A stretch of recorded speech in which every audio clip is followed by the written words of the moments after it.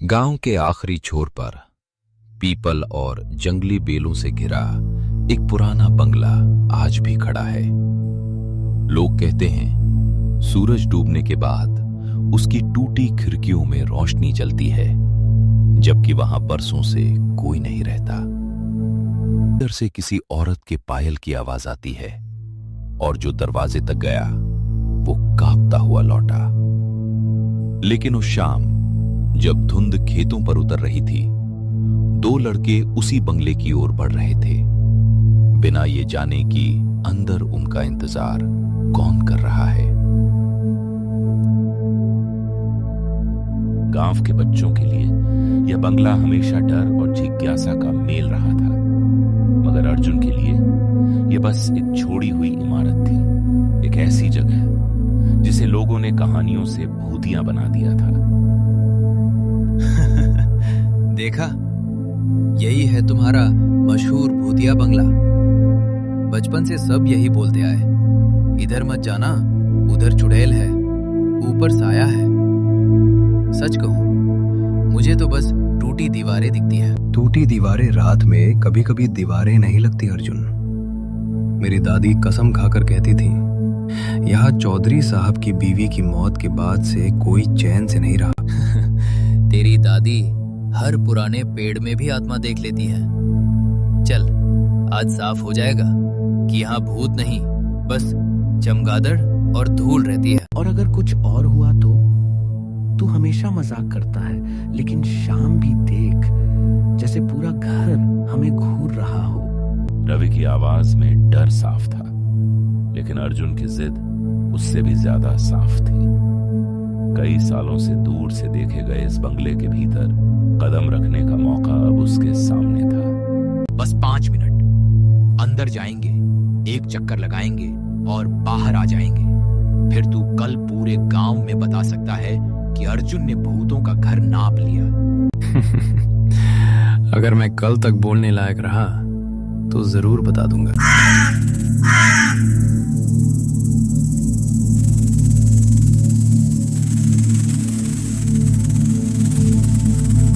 लो, पहला भूत उड़ गया। यार धीरे बोल, पता नहीं क्यों यहाँ आवाज भी अजीब लग रही है, जैसे दीवारें सुन रही हो। मुख्य दरवाजा आधा खुला था, जैसे किसी ने जल्दबाजी में छोड़ा हो।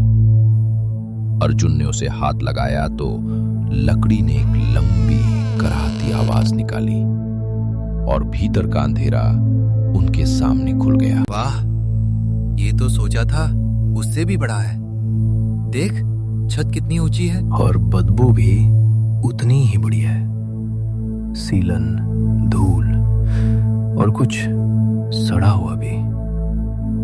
मुझे ये जगह बिल्कुल ठीक नहीं लग रही। हॉल में सफेद चादरों से ढके पुराने फर्नीचर के ढांचे भूत जैसे खड़े थे। दीवारों पर नमी के काले धब्बे थे और हर कदम पर धूल उड़कर टॉर्च की रोशनी में तैरने लगती थी। बस पुराना सामान है, लोग जो नहीं समझते उससे डर जाते हैं। देख, ये सब कहानियां इसी माहौल से पैदा हुई होंगी। कहानियां हवा से नहीं बनती। पिछले साल नंदू काका का लड़का भी अंदर आया था। बाहर निकला तो बुखार में बस एक ही बात बोल रहा था, ऊपर कोई खड़ा था। लोग डरते हैं, दिमाग खेल करता है। अंधेरे में परछाई भी इंसान लगती है।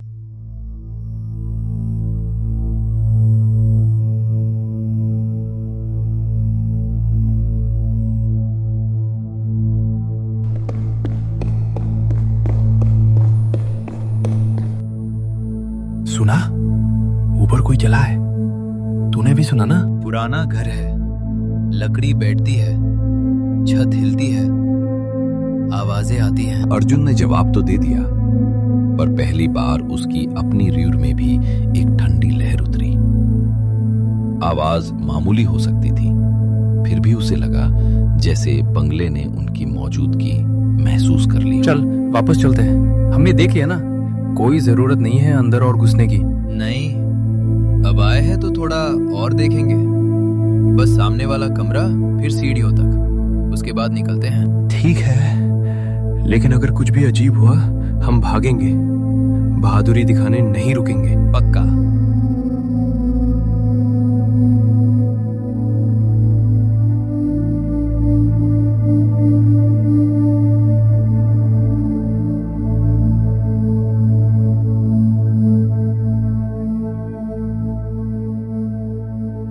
कमरे के भीतर टूटा पलंग, बिखरे खिलौने और एक उल्टी पड़ी छोटी मेज थी। ये कमरा कभी किसी बच्चे का रहा होगा और उसी एहसास ने वहां की खामोशी को और भारी बना दिया। यहाँ कोई बच्चा रहता था क्या? खिलौने ऐसे ही नहीं छूटते। शायद लोग जल्दी में गए होंगे या फिर घर बिकने से पहले सामान छोड़ दिया होगा। किसने सांस ली? क्या? मेरे कान के पास, जैसे किसी ने बहुत पास से लंबी सांस छोड़ी। हवा रही होगी। खिड़की टूटी है ना? अर्जुन ने जवाब दिया, लेकिन इस बार उसे खुद अपने शब्द खोखले लगे। कमरे से बाहर निकलते हुए उसने अनायास पीछे देखा और एक पल को उसे सचमुच लगा कि दरवाजे के पास अंधेरे में कोई खड़ा था।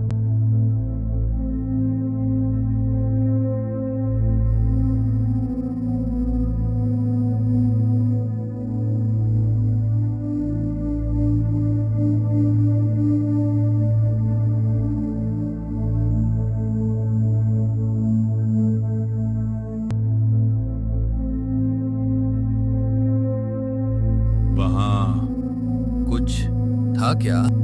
मैंने कहा था ना, कोई हमें देख रहा है। अर्जुन, मुझे यहाँ से अभी निकलना है। अगर कोई है तो दिख जाएगा। सीढ़ियां हॉल के बीचों बीच अंधेरे की तरह उड़ती थीं। उनके नीचे दीवार से टिका कर रखा एक पुराना फोटो फ्रेम धूल से ढका था, जैसे बरसों से किसी ने उसे छुआ तक न हो।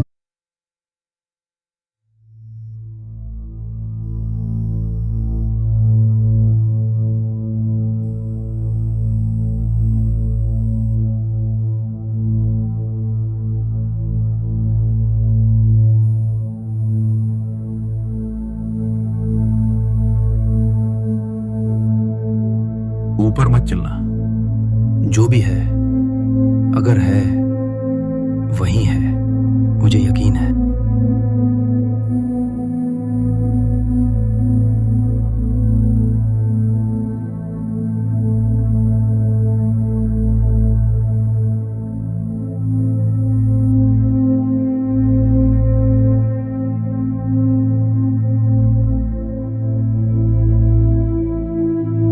मैं ऊपर नहीं जा रहा, बस एक नजर डाल रहा हूं।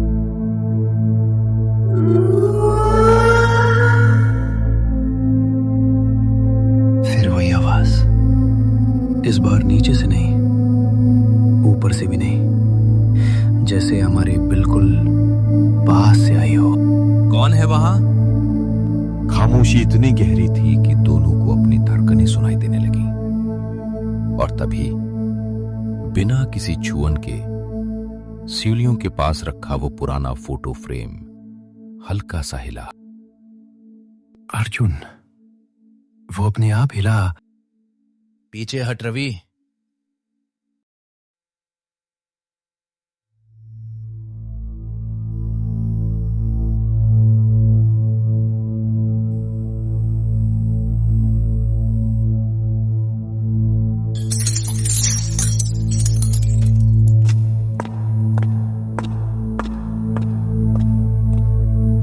भागो!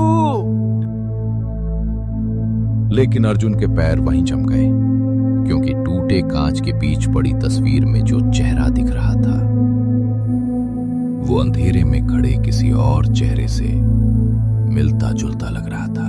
टूटे कांच में पड़ी तस्वीर का चेहरा और ऊपर अंधेरे में छिपी परछाई, दोनों में एक ही मासूमियत थी। और वही मासूमियत अब इस बंगले की सबसे डरावनी सच्चाई बन चुकी थी। अर्जुन, नीचे चल, अभी, इसी वक्त। मुझे ये जगह बिल्कुल ठीक नहीं लग रही। नहीं, कोई हमें डरा नहीं रहा रवि। कोई हमें ऊपर बुला रहा है। तुझे होश है? ऊपर से कदमों की आवाज आ रही है और तू कह रहा है बुला रहा है।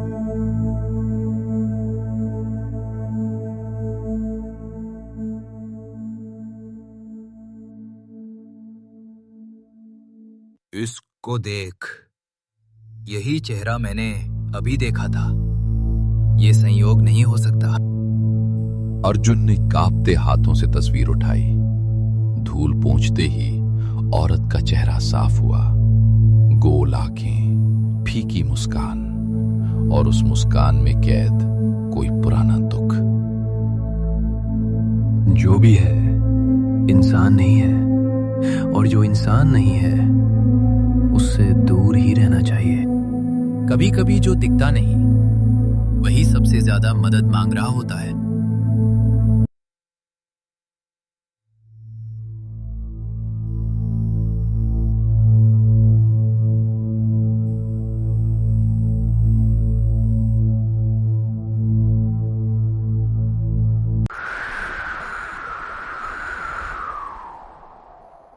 वे धीरे धीरे सीढ़ियां चढ़े। ऊपर पहुंचते ही ठंडी हवा का एक झोंका उनके चेहरों से टकराया, जैसे उस बंद मंजिल में कोई अदृश्य खिड़की खुली हो। दरवाजा अपने आप खुला क्या? पीछे मत रहना, जो भी है अब यही है। दरवाजा पूरी तरह खुला तो सामने एक अंधेरा कमरा था। दीवारों पर एक ही बच्ची और औरत दर्जनों तस्वीरें टंगी थी, कभी हंसती हुई, कभी खिड़की से बाहर देखती हुई, कभी किसी गुड़िया को सीने से लगाए। ये सब उसी की तस्वीरें हैं। हर तरफ वो। मीरा, तुझे नाम भी पता है अब? नीचे फ्रेम के पीछे धुंधला सा लिखा था, मीरा। शायद यही उसका कमरा था। कमरे में नमी और पुराने इत्र की मिली जुली गंध थी। एक कोने में रखी लकड़ी की पुरानी कुर्सी अपने आप धीरे धीरे हिल रही थी, जैसे कोई अभी अभी वहां से उठा हो। अर्जुन, कुर्सी देख, कोई बैठा था वहां, या अभी भी है? वो हमें नुकसान पहुंचाना चाहती तो अब तक कर चुकी होती। तू भूतों की नीयत भी पढ़ने लगा क्या? नहीं, लेकिन डर और दर्द की आवाज अलग होती है। ये जगह गुस्से से नहीं, फंसी हुई चीखों से भरी है। अर्जुन की निगाह फिर दीवारों पर गई। हर तस्वीर में मीरा की उम्र लगभग एक सी थी, जैसे समय उसके लिए यहीं रुक गया हो। उसी पल अर्जुन के मन में एक सिहरन भरी बात साफ हुई। मीरा की आत्मा इस बंगले से बाहर जा ही नहीं पाई। मतलब वो यही है हमारे साथ अभी? हाँ, और शायद बहुत समय से किसी का इंतजार कर रही है।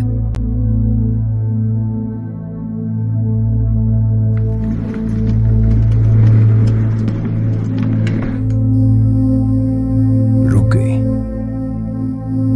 हवा अचानक और ठंडी हो गई। अर्जुन ने हाथ में पकड़ा टूटा फोटो फ्रेम, सीने के पास किया और एक कदम आगे बढ़ा, जैसे किसी अनदेखी मौजूदगी से बात करने जा रहा हो। मीरा, अगर तुम यही हो तो हम तुम्हारी बात सुनने आए हैं। अर्जुन, पागल मत बन, उसे मत पुकार। मीरा। उस एक नाम के कमरे में गूंजते ही दीवारों की परछाइयां लंबी होने लगी। टॉर्च की रोशनी बिना वजह थरथराई और उनके सामने की हवा धुएं की पतली परत की तरह सिमटने लगी। तू देख रहा है ना वहां सामने? हाँ। धीरे धीरे उस धुंध में एक छोटी बच्ची की धुंधली आकृति उभरी। सिर झुका हुआ, बाल चेहरे पर बिखरे और आंखों की जगह दो फीकी चमकती नमी, जैसे रोना अब भी खत्म ना हुआ हो। हे भगवान! माँ, मीरा, हम तुम्हें चोट नहीं पहुंचाएंगे। तुम क्या चाहती हो? इसने सच में बोला। मीरा की परछाई कांपी। उसने अर्जुन की ओर देखा, फिर कमरे के दूसरे छोर पर पड़े पुराने लोहे के पलंग की तरफ गर्दन मोड़ी। वहां, उस पलंग के पास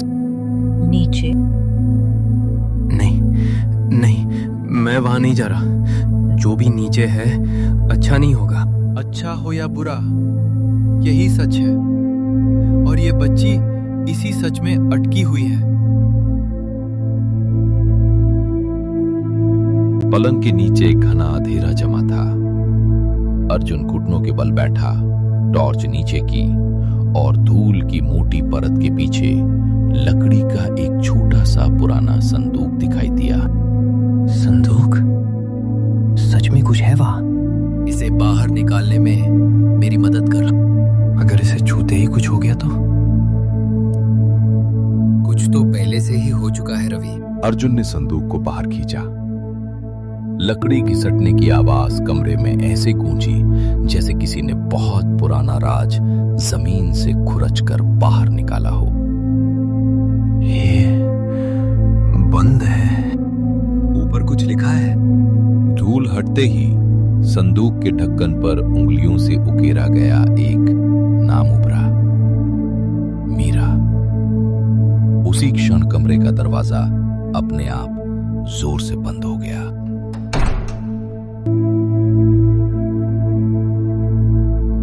खोलो।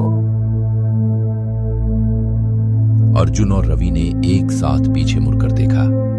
अब मीरा की परछाई पहले से ज्यादा स्पष्ट थी और उसकी आंखें सीधे उस संदूक पर टिकी थीं। रवि, जो भी जवाब चाहिए वो इसी के अंदर है। तो खोले? अर्जुन ने कांपते हाथ से संदूक की जंग लगी कुंडी पकड़ी। कुंडी ने चरमराकर आवाज की और जैसे ही वो उठने लगी, कमरे की सारी तस्वीरें एक साथ दीवारों पर हिल उठी।